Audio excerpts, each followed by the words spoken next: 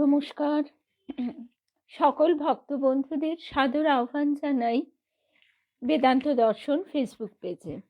বেদান্ত দর্শন ফেসবুক পেজে আমরা প্রতি মঙ্গলবার যেরকম ঠাকুরের কথা শুনি, ঠাকুর শ্রী রামকৃষ্ণ কথামৃতে যে বলছেন শনি মঙ্গলবার যেন আমরা একটু বিশেষভাবে তার চিন্তা করি, মনটাকে সংযত করি। সেই জন্য আমাদের এই পাঠচক্রে আমাদের বিশেষ যে অনুধ্যান সকালবেলা, আজকে আমরা শুনব তোমাদের চৈতন্য হোক এই প্রসঙ্গে স্বামী বামনানন্দজি মহারাজ তিনি কিভাবে ব্যাখ্যা করছেন। তার আগে সকল ভক্ত বন্ধুদের সুপ্রভাত জানাই। প্রচণ্ড ঠান্ডা, আমাদের এখানে এই অঞ্চলে তো এরকম ধরনের ঠান্ডা পড়ে না, তাই সবাই সুস্থ থাকবেন, ভালো থাকবেন।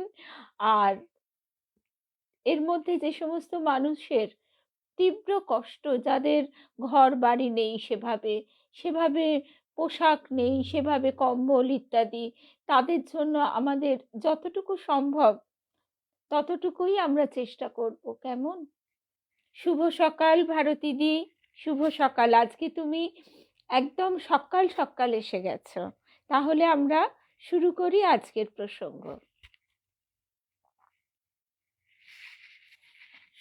তবুও আমাদের একটু দেরি হয়ে গেছে, 10:30টার জায়গায় 10 মিনিট।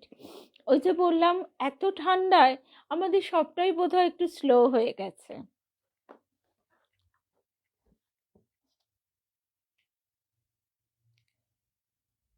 ঠাকুর শ্রী রামকৃষ্ণ প্রসঙ্গে এক স্তবে স্বামীজি বলেছেন, আচণ্ডালা প্রতিহতরায় ইয়স্য প্রেম প্রবাহ।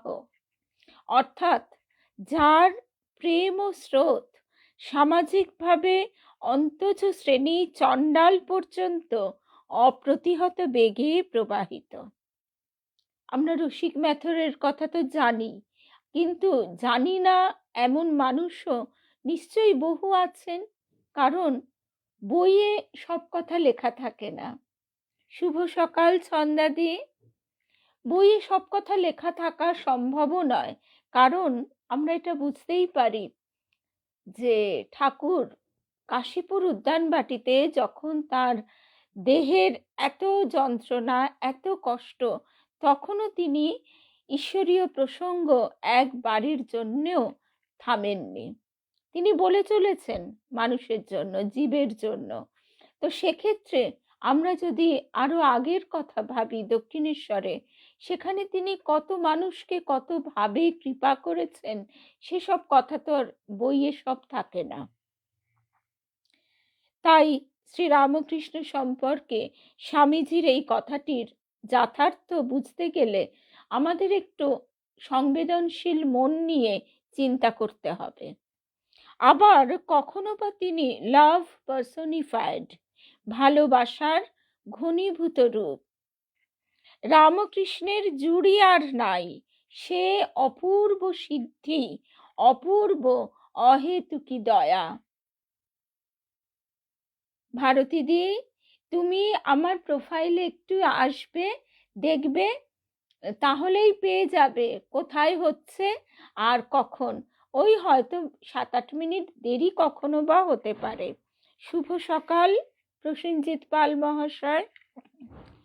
প্রেমের প্রবল টানে শ্রীরামকৃষ্ণের কাছে মানুষই এক এবং একমাত্র। সে কি করে খুঁজে পাবে তার স্বরূপ? কি করলেই বা জাগবে আত্মবিশ্বাস?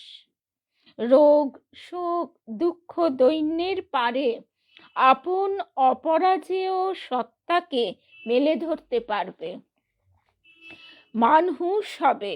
এই ছিল তার কৃপা, এই ছিল তার অহৈতুকী কৃপা। সেই জন্য তিনি নিজেকে সম্পূর্ণ এই জগতের জন্য নিজের সমস্তটুকু তিনি বিলিয়ে দিয়েছেন অহৈতুকী কৃপায়। তার জন্য তাকে পদাঘাত পর্যন্ত সইতে হয়েছে। তার অলৌকিক সাধনা, সমন্বয়, বনের বেদান্তকে প্রাত্যহিক জীবনচর্যায় প্রয়োগ, সর্বোপরি শিব জ্ঞানে জীব সেবা আজকে আমাদের এক বিরাট প্রাপ্তি, উজ্জ্বল উত্তরাধিকার। রামকৃষ্ণ মঠ মিশনের বরিষ্ঠ সন্ন্যাসী স্বামী বামনানন্দজি মহারাজের কাছে এবার আমরা শুনছি,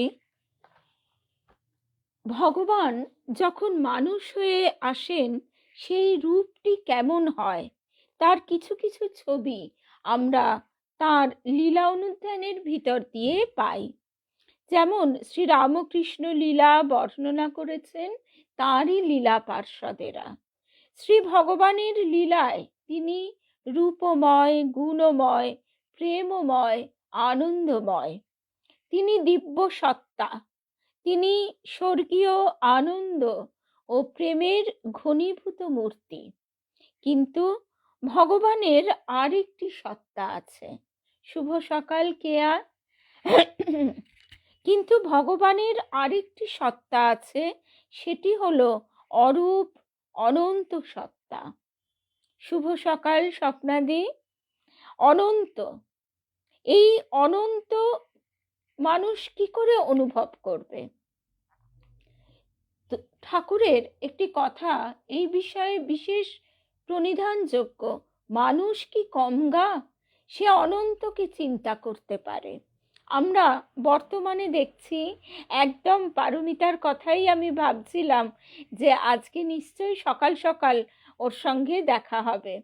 আমাদের এখানেও প্রবল শৈত্যপ্রবাহ।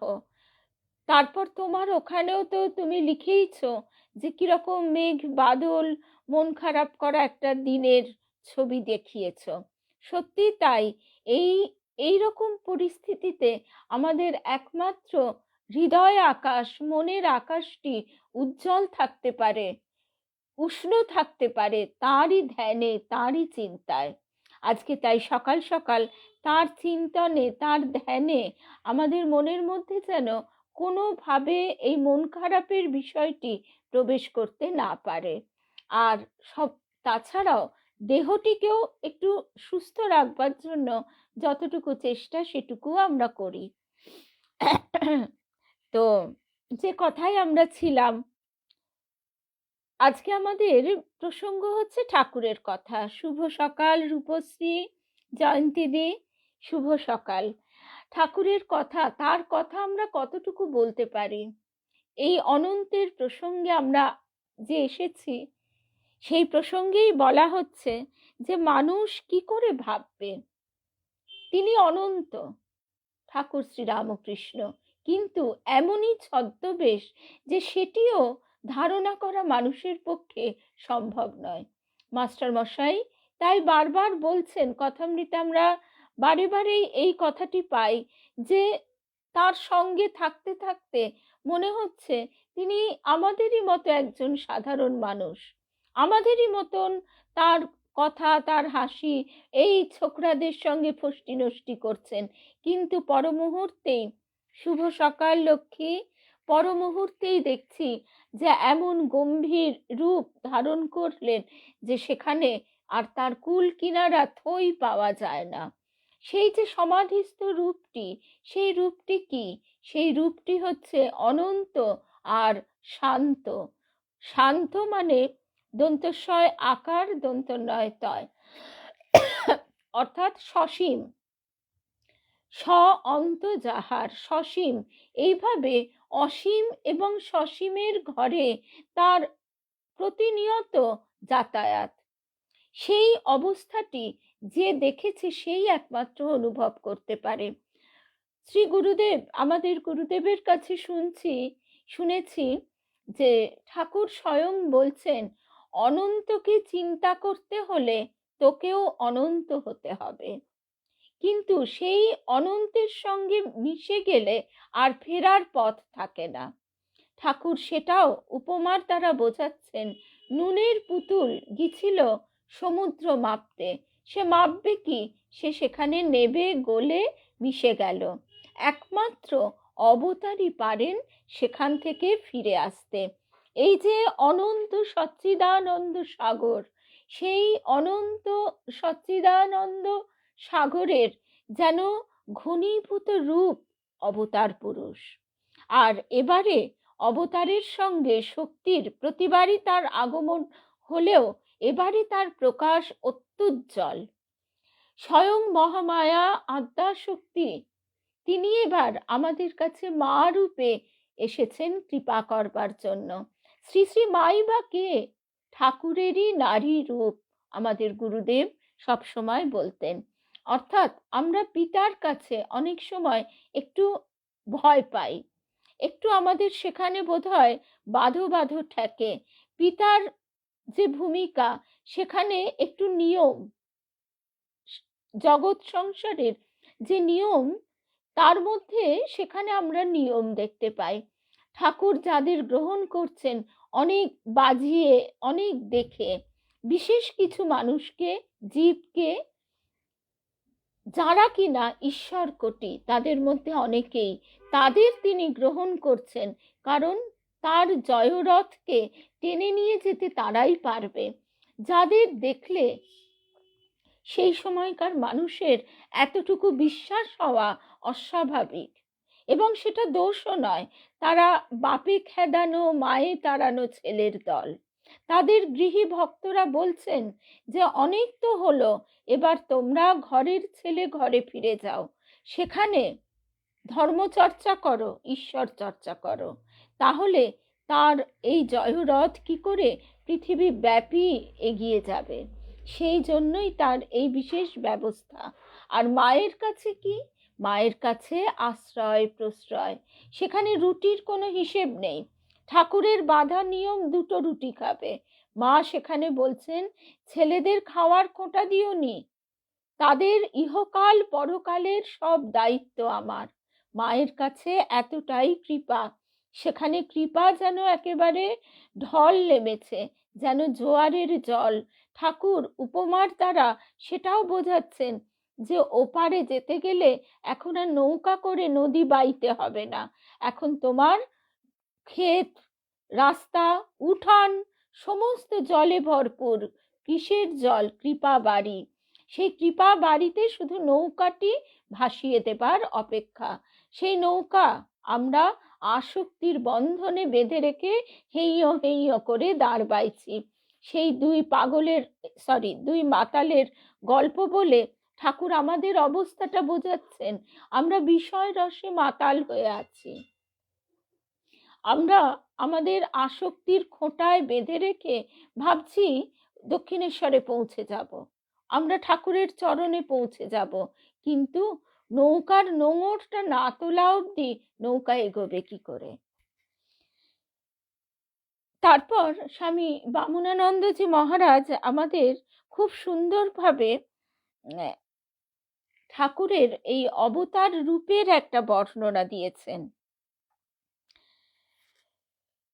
মানুষের এই যে সীমিত দৃষ্টি, সীমিত বুদ্ধি, সেই মানব সত্তারও কিন্তু তিনটি স্তর আছে। প্রথম স্তর হচ্ছে জৈবিক বা শারীরিক, অর্থাৎ ওই মন আমাদের লিঙ্গ, গুচ্ছ, নাভি এর মধ্যেই ঘোরাফেরা করছে। বঙ্কিমচন্দ্রের মতন একজন আধুনিক, সেই সময়কার আধুনিক পুরুষ, শিক্ষিত, সমাজের চোখে তিনি অত্যন্ত পণ্ডিত, উচ্চ পদাধিকারী, তিনি যখন ঠাকুরের কাছে জিজ্ঞাসিত হলেন যে মানুষের জীবনের উদ্দেশ্য কি, তখন তিনি কি বলে বসলেন? তিনি বললেন আহার, নিদ্রা, মৈথুন। অর্থাৎ তার সত্তা তখন ওই জৈবিক স্তরে সীমিত। জীবের, মনুষ্যেতর প্রাণীর এটাই হচ্ছে ইনস্টিংক্ট। সে প্রকৃতির নিয়মে খায়, ঘুমায়, বংশ বিস্তার করে, মানুষও তাই করে।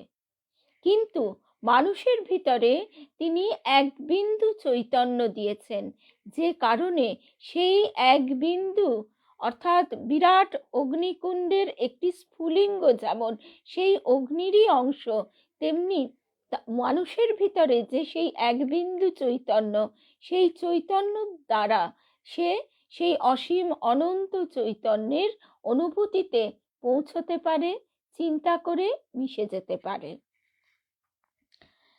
দ্বিতীয় হচ্ছে মন বুদ্ধির স্তর।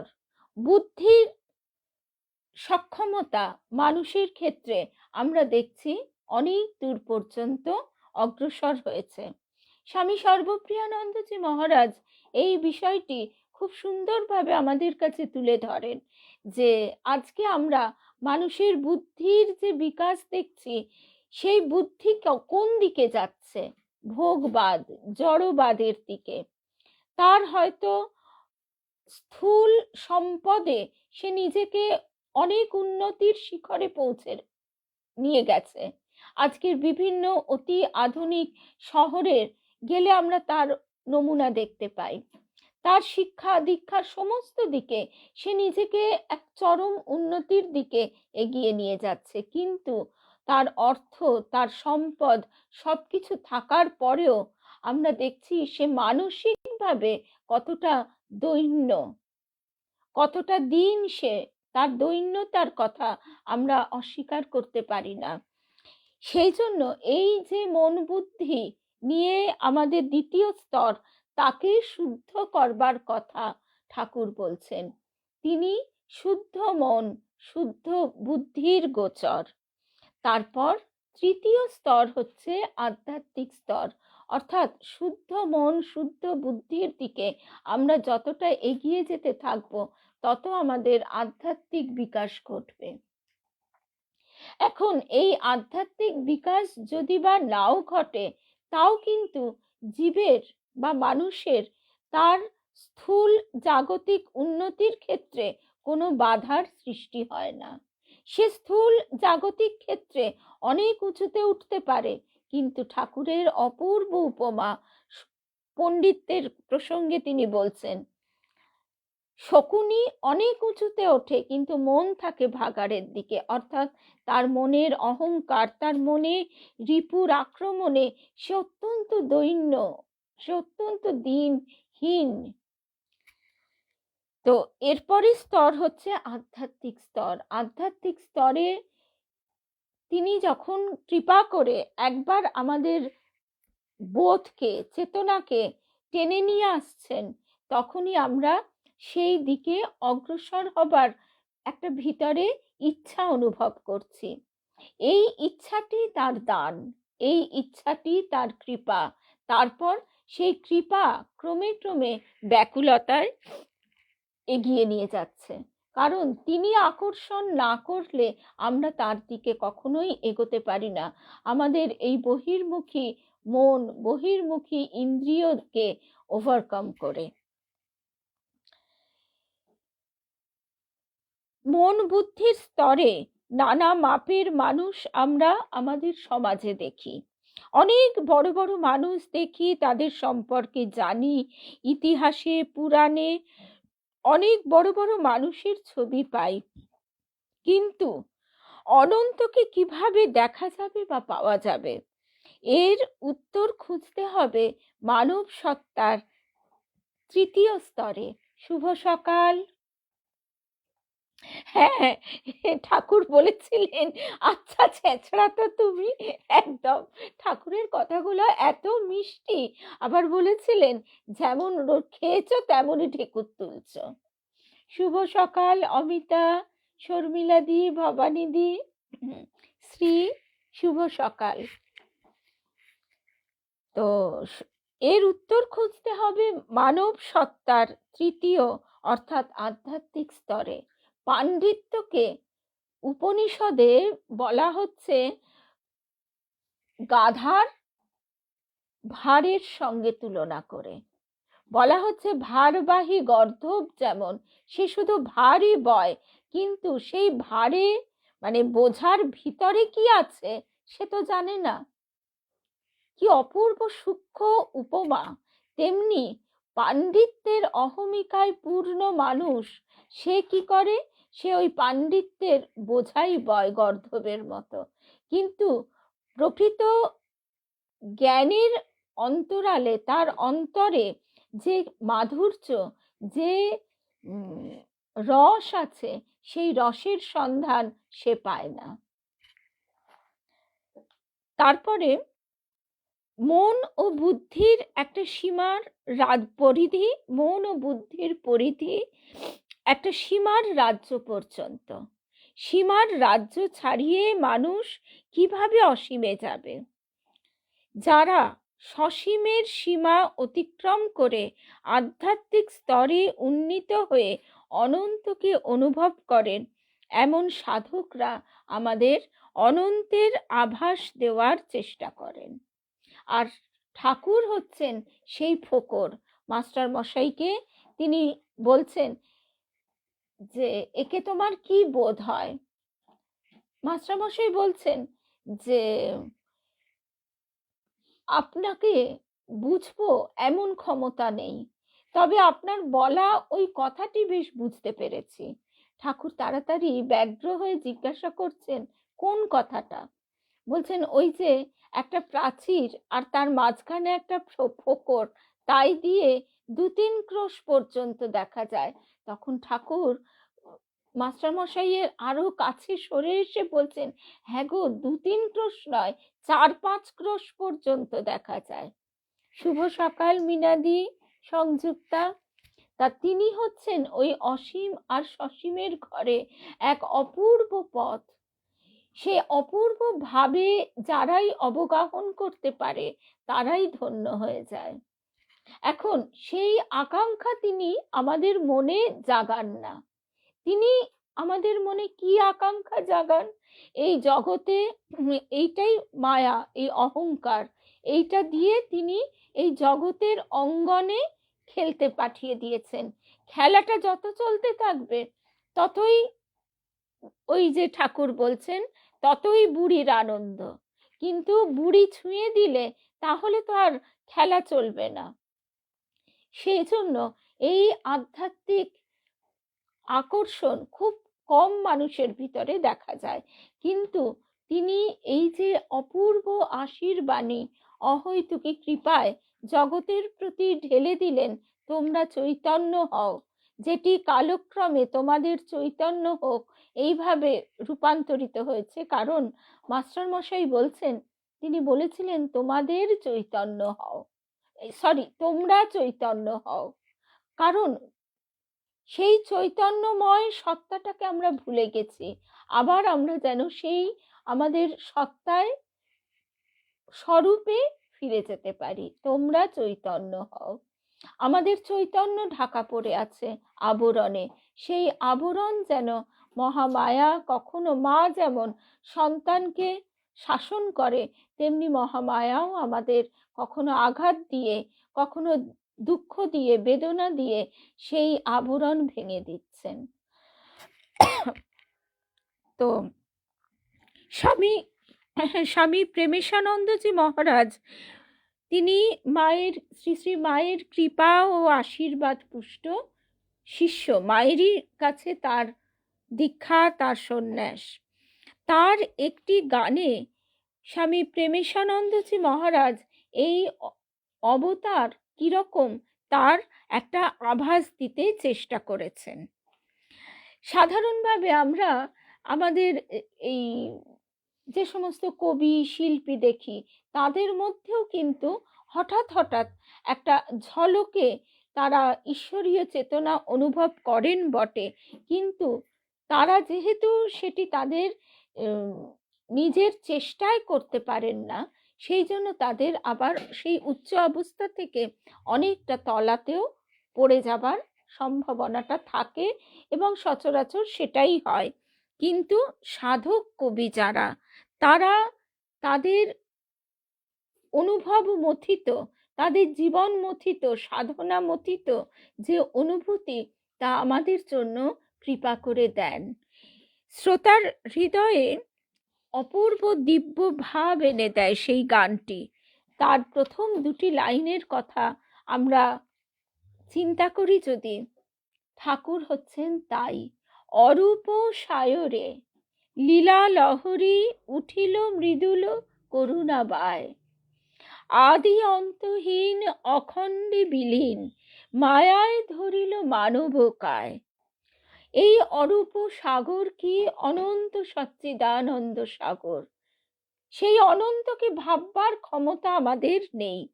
লীলা লহরী উঠিল মৃদুল করুণা বায়। ব্রহ্ম ও শক্তি যে অভেদ, সে কথা ঠাকুর বলছেন। ঠাকুর বলছেন ব্রহ্ম স্থির জলের উপমা। সমুদ্র যখন স্থির, তা ব্রহ্মের উপমা।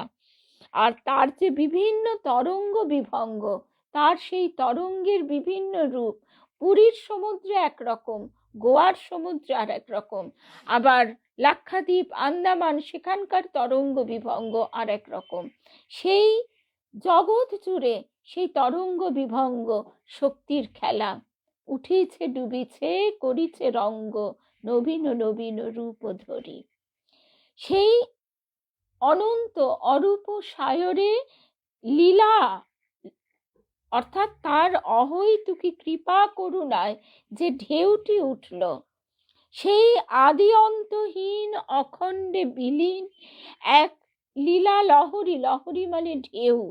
মায়ায় ধরিল মানব কায়। তিনি এই মানব দেহ ধারণ করলেন। গৌরী মায়ের একটা কথা আমরা যদি স্মরণ করি, গৌরী মা ঠাকুরের মানুষ কন্যা। তিনি দেখছেন নহবতের ওইখান থেকে ঠাকুর গোল বারান্দার সিঁড়িতে দাঁড়িয়ে গঙ্গার দিকে তাকিয়ে ডাকছেন, মায়া আয়, মায়া আয়। গৌরী মা তাড়াতাড়ি এসে বলছেন, কি গো, কি হচ্ছে? ঠাকুর যেন ধরা পড়ে গেছেন, এমনি করে লজ্জিত হয়ে বলছেন, হ্যাঁ, মায়াকে ডাকছি। মনটা আর ধরে রাখতে পারছি না রে।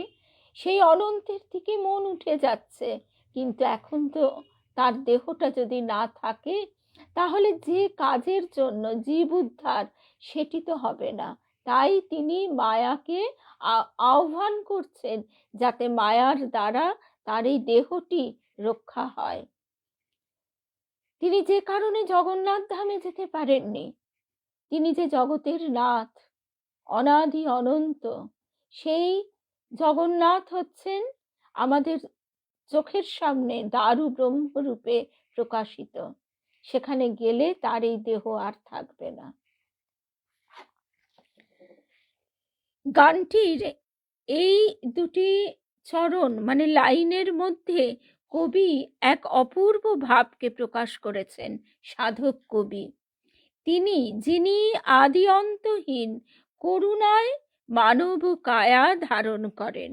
অনন্ত ভগবানের স্বেচ্ছাকৃত ক্ষুদ্র রূপ স্বীকার করা। যখন মানুষ সাধনায় তার সীমাবদ্ধতাকে অতিক্রম করেন, তখন ভগবানের করুণা মমতায় মানব কায় ধারণ করার গূঢ় রহস্য অনুভব করতে পারেন। মায়ার তাৎপর্য হলো যা তিন কালে সত্য নয়, অনিত্য এমন কিছু, তাকেই তো মায়া বলে। জগতের সৃষ্ট বস্তু বিনাশী, তাই জগৎ তিন কালে সত্য নয়। জগৎ বিশাল, তবুও তা অনিত্য, নিত্য পরিবর্তনশীল। এই নিহারিকাতে অসংখ্য সৌরজগৎ আছে, অসংখ্য গ্রহ আছে। মহাকাশের শেষ সীমা নিরূপণ করতে আজও মানুষ পারেনি। ধ্যানে মন মহাকাশ মহাবিশ্বকে ছাড়িয়ে রূপ অরূপের সীমাবদ্ধতা লঙ্ঘন করতে সক্ষম। মনের অনন্তে লয় পাওয়াকে বেদান্তে নির্বিকল্প সমাধি বলে। যে মায়া অবলম্বনে ভগবান লীলা করেন, তিনি তন্ত্রে আরাধিতা শক্তি, ব্রহ্ম এবং তার শক্তি অভেদ। ঠাকুর কথামৃতে বলছেন, তোমরা যাকে শক্তি বলো, আমি তাকেই মা বলি। আমার মাই ব্রহ্মময়ী। শিব আর শক্তি দুটি আলাদা কোনো তত্ত্ব নয়। সেই অনন্ত ভগবান যখন নাম রূপ নিয়ে আমাদের কাছে আসেন, তখন তিনি শান্ত হলেও, অর্থাৎ সসীম হলেও, ওটি তার মায়িক রূপ। ঠাকুর সেটি বোঝাবার জন্য বলছেন যে গঙ্গা স্পর্শ করলাম মানে তোমাকে কি সেই গোমুখ থেকে সাগর পর্যন্ত ছুঁয়ে ছুঁয়ে যেতে হবে না, তার যে কোনো একটি ঘাটে তাকে স্পর্শ করলেই গঙ্গা স্পর্শ করা হয়। তেমনি অবতারকে দর্শন করা মানেই তার দর্শন, ঈশ্বর দর্শন। তাহলে আজকে এই অবধি আমরা শুনলাম। জয় ঠাকুর, জয় রামকৃষ্ণ। শুধু আমাদের গুরুদেবের একটা কথাই বারবার মনে পড়ে যে আজকে আমরা তার কথা এইভাবে চিন্তা করে আনন্দ করতে পারছি। তার মন, তিনি আনন্দ স্বরূপ, তিনি রস স্বরূপ, তাকে আমরা মনটা নিবেদন করবার চেষ্টা করছি, আর তিনিও আমাদের হাত বাড়িয়ে টেনে নিচ্ছেন, জানি বন্ধু জানি তোমার আছে তো হাতখানি।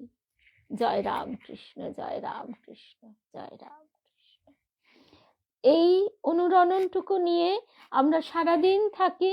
বাইরের আকাশ মেঘলা থাকলেও আমাদের মনের আকাশ থাকবে রামকৃষ্ণ সূর্যে উজ্জ্বল, আর মায়ের চন্দ্রমার কিরণে স্নিগ্ধ শান্ত।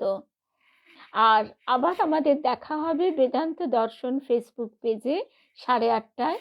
আমরা বালানন্দ ব্রহ্মচারী তার কথা শুনছি। জয় রামকৃষ্ণ।